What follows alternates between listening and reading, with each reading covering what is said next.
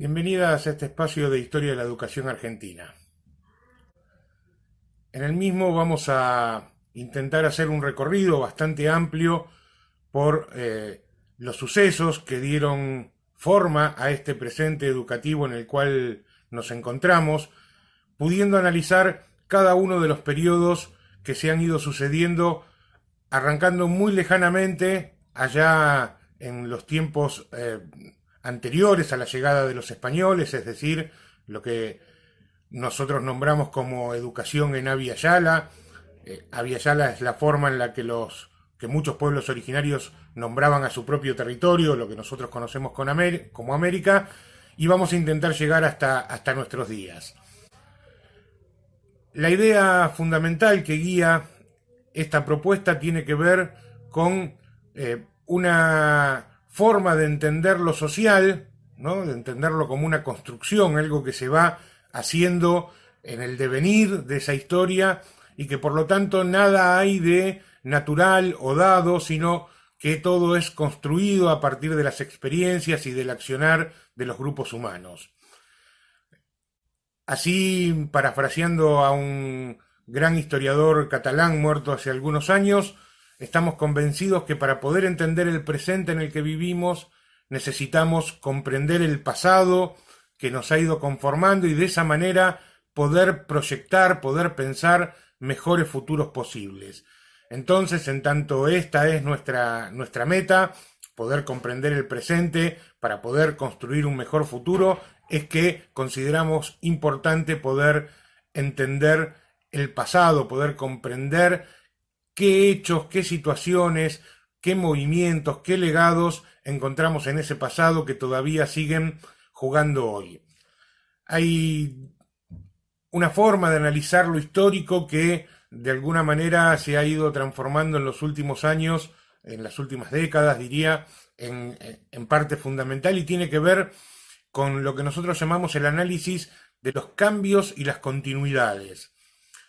Fíjense que en estas dos palabritas hay mucho de lo que intentaba decir hace tan solo un minuto.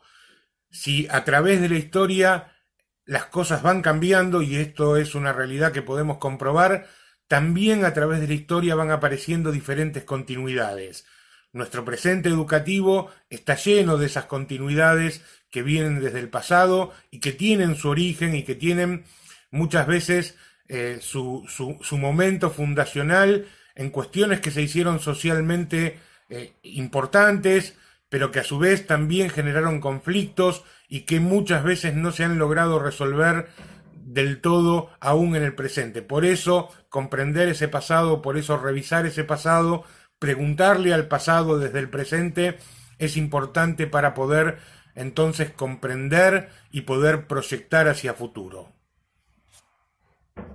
Otros conceptos básicos para entender lo social, para entender las ciencias sociales, por ejemplo, tienen que ver con los conceptos de identidad y alteridad, ¿no? Lo que nos identifica como grupos y aquello que denominamos como la otredad, como lo otro, y cómo en ese interjuego de el nosotros y ellos aparecen diferentes tipos de construcciones que es importante que podamos comprender y entender, sobre todo teniendo en cuenta que desde un paradigma de derechos humanos venimos trabajando desde hace tiempo en intentar ir achicando las brechas que se dan entre la identidad y la alteridad, dejando un poco de lado los estereotipos y todas aquellas formas de mirar a las otras personas que nos alejan para poder empezar a reconocernos desde la igualdad, más allá de las diferencias. ¿No? Y esto tiene que ver con otro concepto importante que es el de la diversidad, de entender que las sociedades no son homogéneas, son bien desiguales o diversas en un montón de cuestiones, y esto es lo que encontramos, por ejemplo, en los comienzos del sistema educativo, donde con una intención de homogeneización se va a atropellar a la diversidad. Bueno, nosotros hoy entendemos que la diversidad es un valor y que es un valor a ser respetado, con lo cual es importante que siempre tengamos en cuenta digamos, esta realidad diversa en la cual vivimos, que podamos salir un poco de el egocentrismo, de creer que nosotros somos la norma, no la norma mi tía, digo, ¿no? Lo normal, digámoslo así, y que esa diversidad es parte constitutiva de cualquier sociedad. También acompañando estos conceptos aparece el de desigualdad, ¿no? La diversidad muchas veces se transforma en desigualdad, sobre todo cuando determinados grupos sociales se encuentran en un lugar de subalternidad con respecto al resto, y esto, por supuesto, hace que las desigualdades sean a veces profundas, sean difíciles de superar, y es también algo en lo que tenemos que poner la mirada cuando analizamos lo social. Otro tema que me parece interesante también tener siempre en cuenta es la idea del conflicto social. Hay quienes sostienen, quienes piensan que el conflicto es una anomalía, es algo malo que debe ser desterrado, descartado, solucionado, pero solucionado muchas veces con métodos impositivos, mientras que en general nosotros pensamos que el conflicto social es parte inherente de cualquier sociedad, es decir, donde se juntan dos o más personas van a aparecer los conflictos, y que en realidad lo importante en cuanto al conflicto no es evitarlo, sino entender que existen diferentes maneras de tramitar esos conflictos, y en esas maneras de tramitar los conflictos, digamos, podemos mostrar un abanico enorme desde las soluciones más democráticas, cooperativas, a las más autoritarias, las más impositivas, ¿no? Entonces, entender también que los conflictos aparecen continuamente, que la sociedad es de alguna manera una arena de lucha donde esos conflictos se expresan, y entonces allí nosotros tenemos que poder ver de qué manera en el pasado se han intentado resolver para poder pensar de qué manera podemos resolverlos en el presente. Otra cuestión importante que me parece que tenemos que tener en cuenta son algo que podríamos llamar los principios explicativos de la realidad social.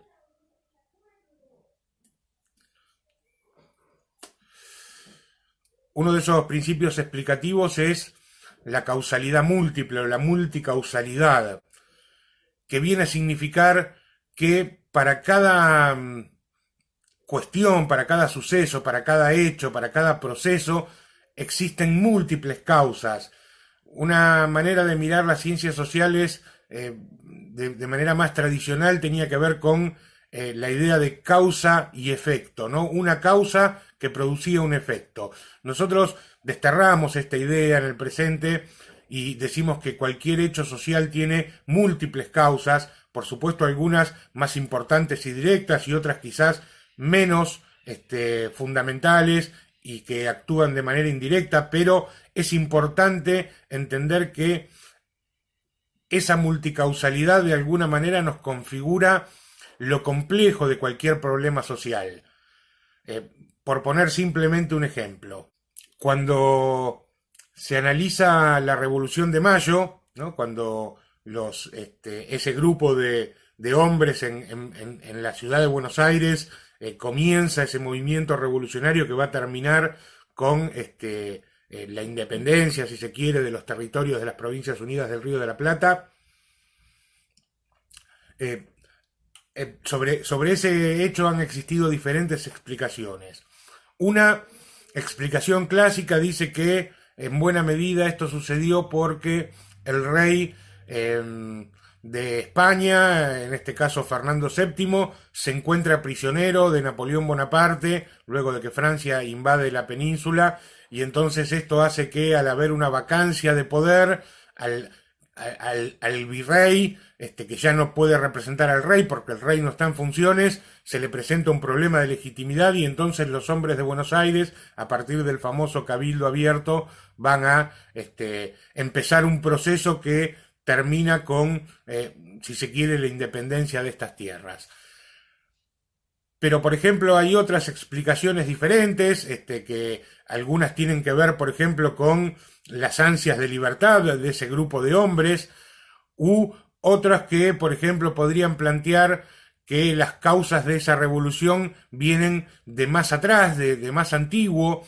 Por ejemplo, podríamos pensar en las invasiones inglesas de 1806 y 1807, donde son los propios vecinos de Buenos Aires quienes tienen que organizarse para defender su territorio ante la llegada de los ingleses, porque la corona no está en condiciones, no tiene la cantidad de hombres y de armas suficientes para hacerlo, ¿no? Y que entonces ahí empezaría a despertarse en este grupo de vecinos de Buenos Aires una conciencia de que si no toman por su propia mano la seguridad de su tierra y la administración de su territorio, bueno, el rey no está en condiciones, o la corona no está en condiciones de hacerse cargo. Bueno, ninguna de estas explicaciones es totalmente satisfactoria, pero si nosotros empezamos a sumar todas estas causas, empezamos a ver de manera mucho más compleja este fenómeno que va a terminar siendo la Revolución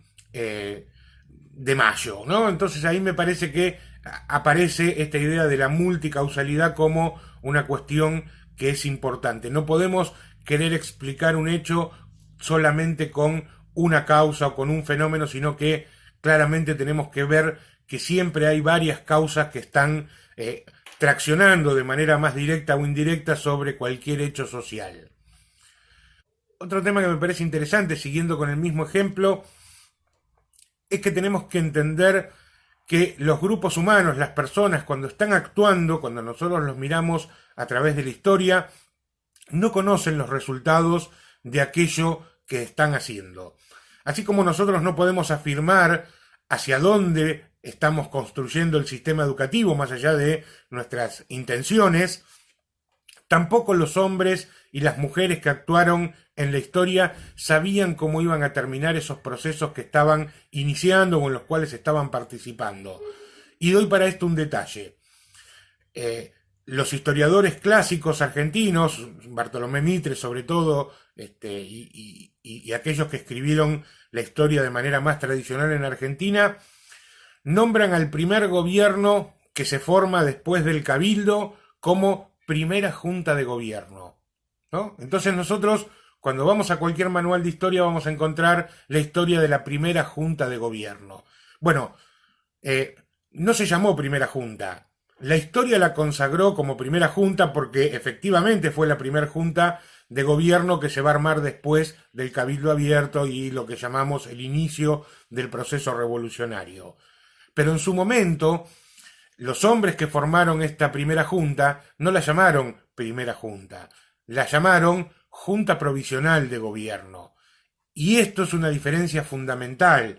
¿Por qué? Porque ese grupo de hombres, Cornelio Saavedra, Mariano Moreno, Juan José Paso, Castelli, bueno, todos esos muchachos que estuvieron actuando por ahí, estaban de alguna manera actuando sobre el momento, accionando sobre situaciones particulares que se les presentaban, sin saber exactamente si lo que estaban haciendo era armar un nuevo país independiente o simplemente era administrar ese gobierno en tanto y en cuanto el rey pudiera volver a hacerse cargo de su trono.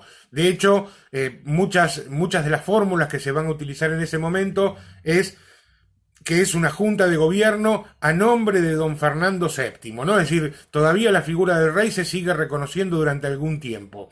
Aunque claramente ahí también aparece la diversidad y vamos a ver que tenemos dentro de ese grupo de hombres a alguien bastante más conservador como Cornelio Saavedra, que seguramente era más inclinado a pensar en que el rey debería volver a tomar el control sobre estas tierras, y hombres mucho más revolucionarios, si se quiere, como Mariano Moreno, que claramente podrían tener en la cabeza una idea mucho más independentista. Pero claramente lo que estaban construyendo en ese momento, ellos no sabían en dónde iba a terminar. Nosotros, cuando estudiamos historia, conocemos de alguna manera los resultados, y eso parece que nos obliga a sacar ciertas conclusiones que no siempre son adecuadas. ¿Por qué? Porque los personajes históricos, cuando están actuando en la historia, claramente no saben cómo va a terminar, cómo va a resultar finalmente ese proceso que han iniciado. Otro principio explicativo importante y quizás el más complejo y debatido dentro de las ciencias sociales es el que podemos denominar como multiperspectividad o perspectivas múltiples. ¿Qué significa esto? Significa que en la historia, como en todas las ciencias sociales, no existe una verdad con mayúsculas. No hay una verdad que pueda ser indisputada, que pueda ser conocida de manera total, real, y que eso no pueda, prohijar diferentes miradas. Por eso la idea de la multiperspectividad tiene que ver con esta posibilidad que existe dentro de las ciencias sociales de interpretar de diferentes maneras, desde diferentes perspectivas justamente, cualquier hecho social. Porque ni siquiera los hechos más cotidianos y aquellos que nosotros podemos observar con nuestros ojos son absolutamente transparentes y cristalinos en cuanto a su contenido. Nosotros podemos ver, por ejemplo, por poner un ejemplo un tanto burdo, podemos ver a dos personas peleándose en la calle y entonces empezamos a sacar conclusiones de por qué uno le está pegando al otro, pero es muy difícil que podamos conocer realmente cuáles eran las intenciones, dónde se originó el conflicto, si es un conflicto que tuvo que ver con lo que estaba pasando en la calle en ese momento o es un conflicto que viene de mucho tiempo atrás porque son vecinos y tienen rencillas particulares. Digo, nosotros vemos los golpes, no vemos las intenciones, e incluso si les preguntáramos a cada uno de esos protagonistas por qué se estaban peleando, probablemente nos encontraríamos con dos versiones distintas de la historia y de la pelea, ¿no? Porque cada uno mira claramente desde su perspectiva. Esto, de alguna manera, tira por tierra la pretensión de objetividad, ¿no? Y a mí me hace mucha gracia cuando uno mira, por ejemplo, los programas políticos o los noticieros, ¿no? Y entonces los periodistas hablan de objetividad. Esto es objetivo, son números, son los datos, son los hechos tal cual pasaron. Bueno, no tenemos posibilidad de conocer esos datos o esos hechos tal cual pasaron. Los mismos números fríos de cualquier encuesta o de cualquier, de cualquier estadística pueden ser interpretados de diferente manera, ¿no? Porque tienen que ver con la forma en que se construye ese conocimiento. No es lo mismo si yo salgo a preguntar a la calle en una encuesta si las personas tienen trabajo o si les pregunto si pueden vivir a partir de su trabajo. Y entonces los números que den en esa encuesta podrán ser interpretados de muy diferentes maneras. Por dar simplemente un dato, cuando se habla de desocupación, en general lo que se le pregunta a las personas es si están buscando trabajo. Y si está buscando trabajo es desocupado. Si ya no está buscando trabajo porque se cansó, porque ya no tiene dinero para salir a buscar trabajo y entonces, bueno, se ha acomodado a su situación de la manera que pudo, deja de ser un desocupado. Y en la práctica real, esa persona sigue sin trabajo. Sin embargo, para la encuesta y para la interpretación de los números se hace bien diferente. Entonces, tenemos que acostumbrarnos a que sobre cualquier hecho social aparecen diferentes perspectivas y que nosotros vamos eligiendo entre perspectivas de acuerdo a aquellas que nos parecen que representan mejor la realidad. Con lo cual decía, no existe la objetividad, lo que puede existir y debe existir en las ciencias sociales es una aspiración de objetividad, es decir, intentar ser lo más objetivos posibles, siempre teniendo en cuenta que nosotros miramos todos los hechos sociales desde nuestras propias perspectivas, desde nuestros conocimientos, desde nuestras experiencias, y entonces cualquier científico social, eso es lo primero que tiene que poner sobre la mesa, ¿no? Decir, yo entiendo que esto pasó así, así y asá, y lo digo porque desde mi forma de entender el mundo, esta es la forma en que puedo analizarlo, ¿no? Y entonces explicitando esos parámetros de los cuales uno habla, es que se hace realmente un trabajo serio, un trabajo que tiene una perspectiva de objetividad, pero que no es la verdad y no es una objetividad absoluta. Por eso es muy importante y está muy bien que pase que de repente ustedes puedan leer en una clase algo que yo escribo o puedan escucharme decir alguna idea que yo manifiesto en torno a cualquier hecho histórico y ustedes puedan decir, yo la verdad lo entiendo de otra manera, para mí es distinto, yo creo que esto significa otra cosa.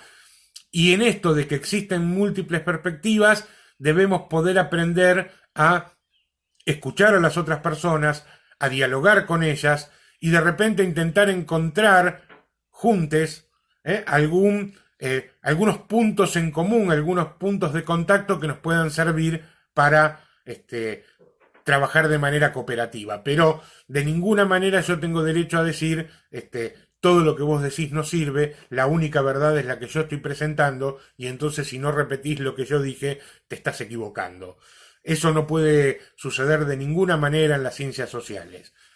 Con esto, y vamos ahora al otro extremo, tampoco estoy diciendo que cualquier perspectiva es válida. Hay una corriente de pensamiento que de alguna manera llegó a esta conclusión, ¿no? Que se llama el relativismo, que toda perspectiva es válida y entonces todo está bien, y si todo está bien, nada está mal, y entonces se puede decir prácticamente cualquier cosa. Tampoco nosotros, abonamos a esas ideas. Sostenemos que hay ciertos parámetros y ciertas formas de interpretar los hechos que son mejores que otras, y esto hace que, no podamos aceptar cualquier perspectiva simplemente porque sí, ¿no? Las perspectivas y las opiniones tienen que estar fundamentadas en análisis serios, en posiciones teóricas que tengan un sustento, y esto hace que no es que cualquiera puede decir cualquier cosa, porque a mí se me canta y ya está. No, no significa esto, pero sí que puede haber diferentes perspectivas, muchas veces no son perspectivas contrarias, sino que lo que presentan son diferentes matices, y en esos matices está la riqueza también en la posibilidad del diálogo para poder ir mejorando nuestras propias interpretaciones. Bueno, hasta aquí intenté dar un panorama general sobre algunas ideas que tienen que ver con el análisis de la historia, con el pensar históricamente, que seguramente en otra situación, si estuviéramos compartiendo las clases presenciales y demás, serían cosas que hubiera ido diciendo, más esporádicamente, según las situaciones lo requieran, pero que, claramente en estas condiciones en las que estudiamos hoy me veo quizás un poco en la necesidad de plantearlas de entrada. Si ustedes acceden al libro de Nicolás Arata y Marcelo Mariño, que es un libro que nos va a acompañar durante toda la cursada, van a ver que en la primera lección, de alguna manera, que se llama algo así como pensar históricamente o qué significa pensar históricamente, ellos dan también algunas otras cuestiones interesantes para poder pensar la historia y la historia de la educación. No es obligación que lo lean, pero si tienen ganas de ver un poco más sobre estas cuestiones un tanto más teóricas de cómo se analiza, cómo se trabaja con la historia, las invito a que lo lean.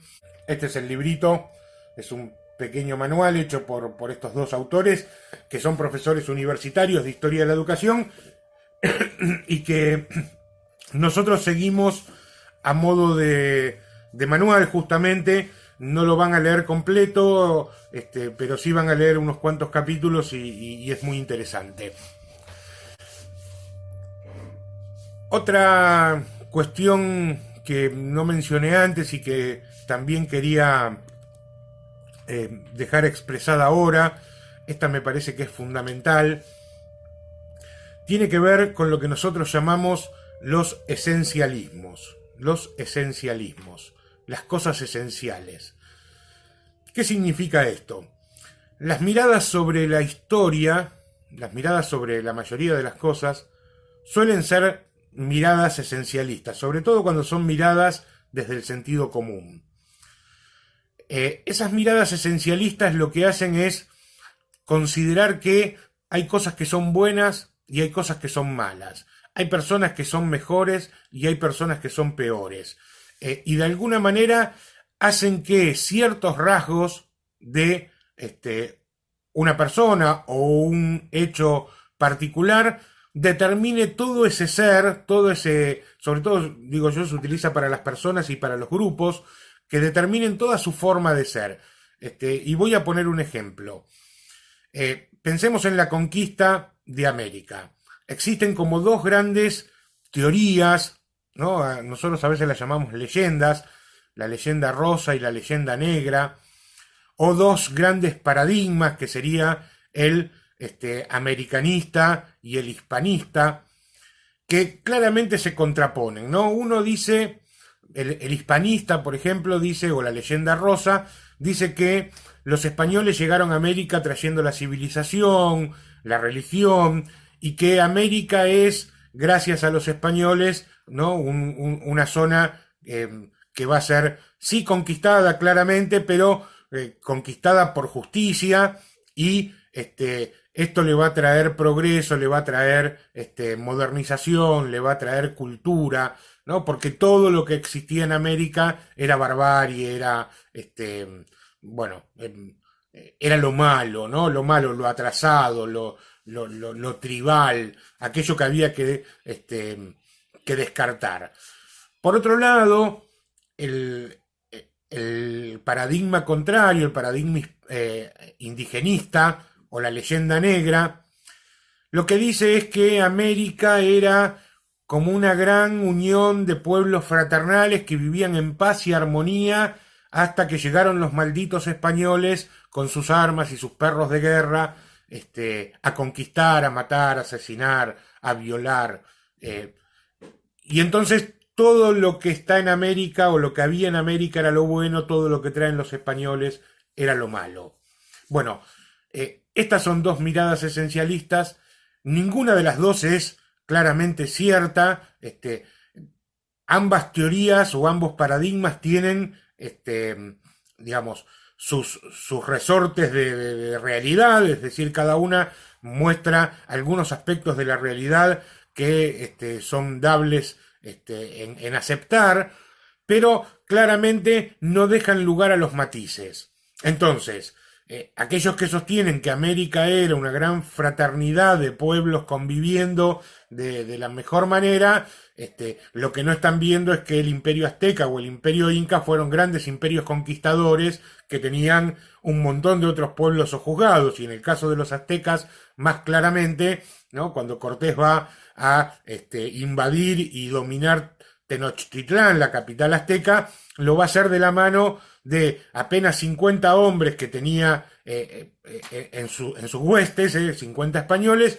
y un montón de pueblos originarios que eran sojuzgados por los aztecas y que creyeron que con Cortés se iban a liberar de ese sojuzgamiento. Claramente, el tiro salió por la culata, porque después también la iban a pasar igual o peor que como la habían pasado con los aztecas, pero esto nos demuestra claramente que América no era la tierra de la fraternidad, de la paz y del amor, sino que también existían serios conflictos y había abusos y había un montón de otras cosas que es lógico esperar en cualquier, como decía antes, si el conflicto es algo inherente a las sociedades, bueno, es lógico esperar que uno va a encontrar este tipo de conflictos. Entonces digo, el esencialismo nos nubla la capacidad de análisis. Por eso decidimos y pensamos que debemos dejarlo por fuera de estos análisis. Después uno puede elegir si le gusta más o menos una cosa, pero a la hora de analizar ciencias sociales debemos dejar de lado el esencialismo. Por poner simplemente otro ejemplo de una figura bien controvertida y para ver el esencialismo, pensemos en Sarmiento, ¿no? Sarmiento, durante mucho tiempo en la historia argentina, era esencialmente bueno, el padre del aula, el padre de la educación, el padre de la escuela, ese que nunca había faltado a clase aunque estuviera lloviendo y que la maestra se quedaba esperando porque sabía que aunque sea él solo iba a llegar, ¿no? Es decir, tenemos toda esa leyenda tan edulcorada sobre la figura de Sarmiento, su genio político, su visión de construcción de un sistema educativo que finalmente va a ser sin duda uno de los más importantes de América y del mundo a fines del siglo XIX y principios del siglo XX. Pero en los últimos años han reaparecido o se ha hecho mucho más fuerte otra mirada esencialista en la cual lo que se destaca de Sarmiento no es todo esto que mencioné recién, sino su desprecio por el indio, su desprecio por el gaucho, su idea sobre la barbarie, sobre cómo había que exterminarlos, y entonces a partir de otra serie, de otro grupo de datos, se construye esta mirada absolutamente negativa sobre Sarmiento, al cual habría que crucificar o empalar en una plaza pública. Y sin embargo van a ver que lo que vamos a intentar presentar sobre Sarmiento cuando nos llegue el momento es la complejidad de la figura de Sarmiento. Que es bueno y en algunas cosas fue brillante, que es malo y en algunas cosas es detestable. Y cada uno podrá amar y detestar diferentes cosas de Sarmiento de acuerdo a su simpatía, su mirada, su perspectiva. Pero claramente Sarmiento no es ni bueno ni malo, es Sarmiento.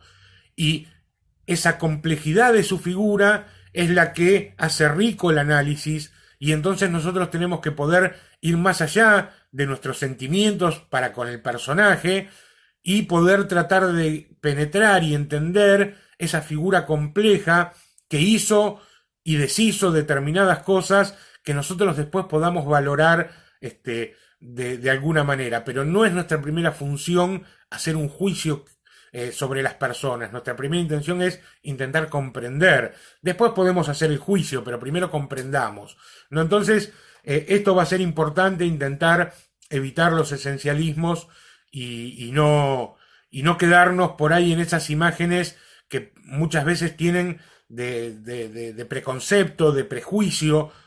Fíjense que la palabra prejuicio es súper interesante, es anterior al juicio, es decir, todavía no desarrollamos el juicio, no vimos las pruebas, no sabemos si es culpable o inocente, pero ya tenemos una imagen hecha.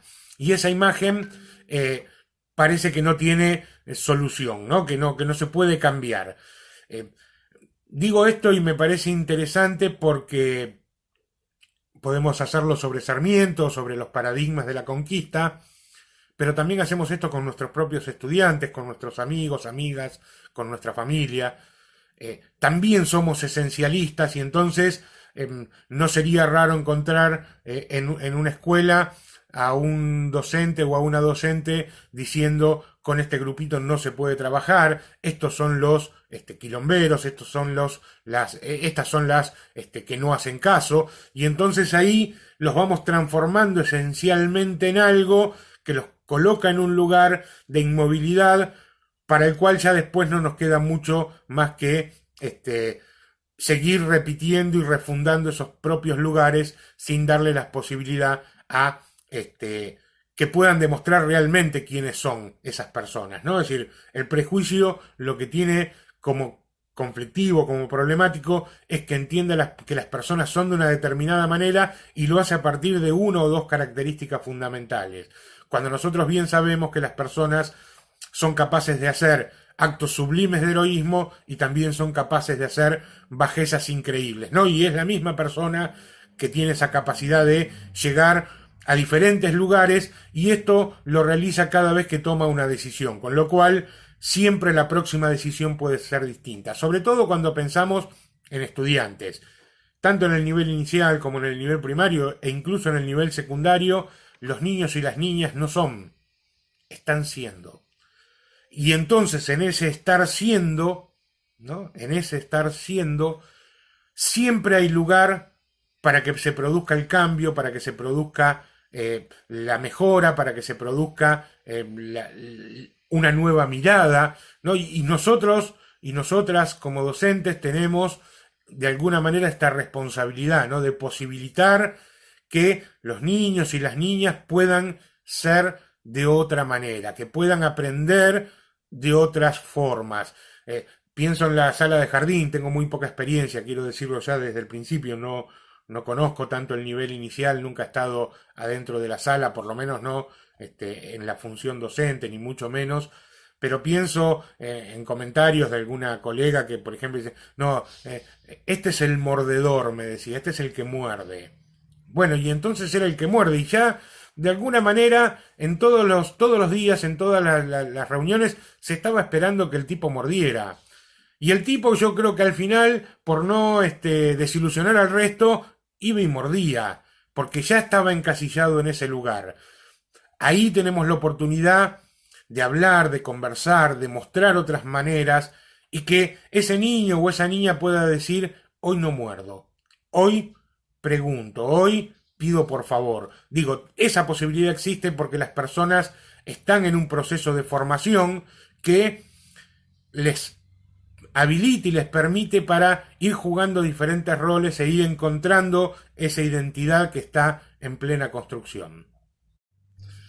Bueno, yendo a algunas cuestiones concretas de la cursada, se van a encontrar en esta primera clase eh, algunos materiales que son importantes que puedan identificar. Por un lado, un texto de una clase, ¿no? La clase 1 en este caso, que es el texto que deben comenzar a leer, pero también se van a encontrar con un plan de trabajo. En ese plan de trabajo van a ver que están detalladas las 12 clases que vamos a tener, con los temas y con las lecturas que cada una tiene que hacer sobre esas clases. También van a encontrar en ese plan de trabajo la fundamentación y los propósitos de la materia. Las invito a leerlas porque ahí de alguna manera se condensan algunas de las ideas fundamentales que pretendo en este caso como docente que ustedes puedan incorporar durante este cursado. También van a encontrar el acuerdo pedagógico con las condiciones de cursada, qué es lo que se espera, cómo se va a evaluar. Por supuesto, léanlo, fíjense y podrán después ir haciéndome las consultas que crean necesarias. Somos un grupo reducido, así que armaremos un grupo de WhatsApp para poder estar comunicados continuamente, además del aula virtual y además de enviar todos los materiales por mail. Siempre van a recibir a través de estos 3 medios, clase a clase, los textos, las clases, todo aquello que sea necesario para la cursada, para que, digamos, cada una pueda acceder de la manera que le sea más sencilla. Eso es lo que se van a encontrar en la primera clase. Van a encontrar también el libro que les mostraba de Arata y Mariño, que lo van a encontrar completo, es decir, con todas las unidades, con todo, es decir, el libro escaneado de manera completa. Y después, clase a clase, irán encontrando las indicaciones de qué es lo que tienen que ver y qué no. Ustedes se van a encontrar que el documento de la clase, un archivo PDF, tiene enlaces a videos, a audios, algunos que son míos, otros por supuesto que se encuentran en la red, alguna página web o alguna otra cuestión que a mí me parece que es importante y que enriquece en este caso los textos de la clase. Y van a ver en el plan de trabajo sobre todo, pero además van a tener una indicación clase a clase sobre esto, que en algunas semanas la clase es la lectura, ¿no? Es decir, ese archivo de la clase es la única lectura que tienen para hacer, y en otras ocasiones la clase va acompañada de la lectura obligatoria de algún texto. Puede ser, en general, en los textos de Arata y Mariño, algunos de los capítulos. ¿Por qué? Bueno, porque básicamente cuando los textos eran muy largos, por ejemplo en los textos de Sandra Carli, donde analizamos ahí más el lugar de las infancias en la educación, son textos bastante largos. Entonces, en esas ocasiones, por ejemplo, yo me hice de alguna manera para esas clases un resumen, es decir, extrayendo los párrafos y las cuestiones más importantes que se encuentran en el cuerpo de la clase, y entonces esto a ustedes les evita tener que leer también el texto directo de Sandra Carli. Lo que no quiere decir que no lo puedan leer. Simplemente tienen en esas clases condensado todo el material necesario y no hace falta leer, en este caso, el texto ampliatorio. Pero en el caso de las clases en donde sí figura que tienen que leerlo, es porque en realidad el cuerpo de la clase tiene algunas indicaciones o algunas cuestiones fundamentales o algunos materiales que son auxiliares, y entonces ahí sí el texto de Arata y Mariño, por ejemplo, la lección que estamos tratando esa semana, se transforma en un contenido fundamental que sí tienen que leer de manera obligatoria. Bueno, eso más o menos de acuerdo a lo que tiene que ver con la cursada en general. Vamos a hacer 2 parciales, un primer parcial bastante más corto, el segundo bastante más completo, pero esta materia tiene la posibilidad de ser promocionada, es decir, aprobando estos 2 parciales pueden, digamos, promocionar la materia sin necesidad de rendir final, con lo cual les recomiendo que traten de ir al día con las lecturas, que puedan desarrollar estos trabajos de la mejor manera.